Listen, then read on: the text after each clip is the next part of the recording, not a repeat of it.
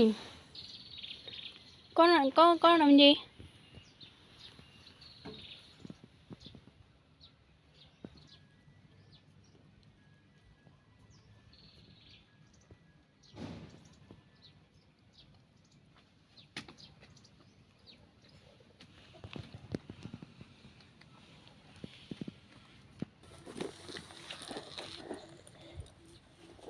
Đẹp không?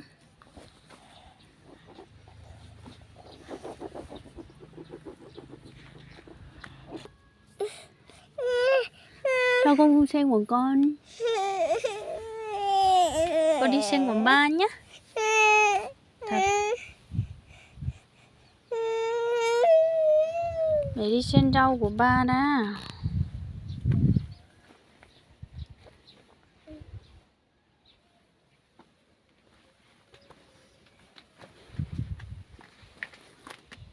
Ô.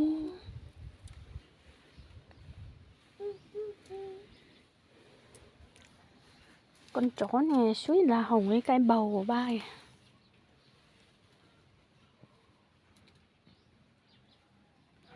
Ê, có muỗi kìa. Muỗi ở đâu? Ở đâu chơi nha. Đây là cây thuốc của miền Bắc đây nè. Đây.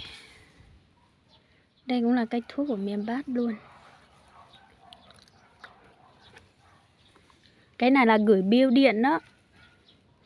Siêu tuyệt vời luôn. Chứ không phải là gửi qua gì hay là gửi ship nhanh như gửi thường, gửi bưu điện luôn. Để mấy hôm ở trong tủ lạnh mới trồng mà tốt thế.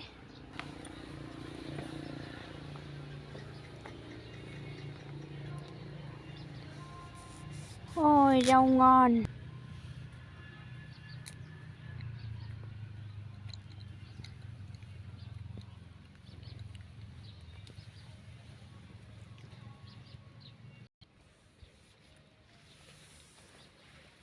Ôi. Ở dưới miền Nam này là khô như vậy đó. Mưa một cái là rau tốt thì rau ngon. Bình thường là hay trời nắng như này thôi này. Trời nó nắng kinh khủng khiếp chưa.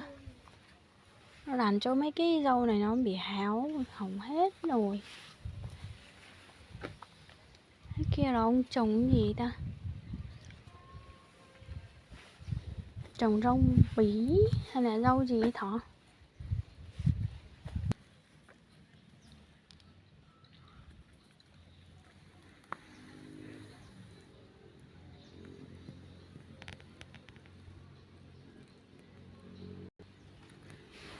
Chăm sóc hoài, chăm sóc mãi mới có từng này thôi. Không giống như ở miền Bắc là mình chỉ cần gieo hạt xong là đến lúc là mình ăn thôi. Ở đây chăm sóc mãi. Đây là hành lá. Hành lá mới trồng có 1 tuần mà nó tốt như thế này rồi đó. Nhưng mà do tối hôm trước kia nó mưa to quá, thế là nó làm nát hết mấy cái lá hành này. Nó hỏng hết rồi.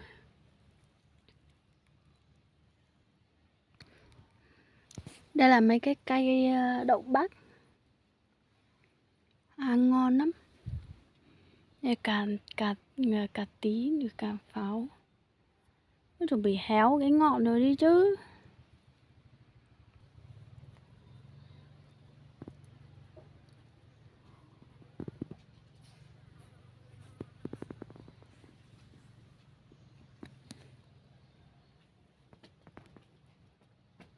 Ơi mẹ